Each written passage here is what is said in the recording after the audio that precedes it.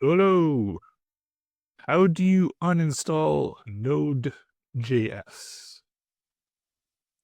Or uninstall. There you go. Programs. Search for Node. There you go. Just click on install. Install. Then you'll verify. I'll pause right here for a second. Okay, and it finished uninstalling, or so we hope. We have two commands you could test. Node-v.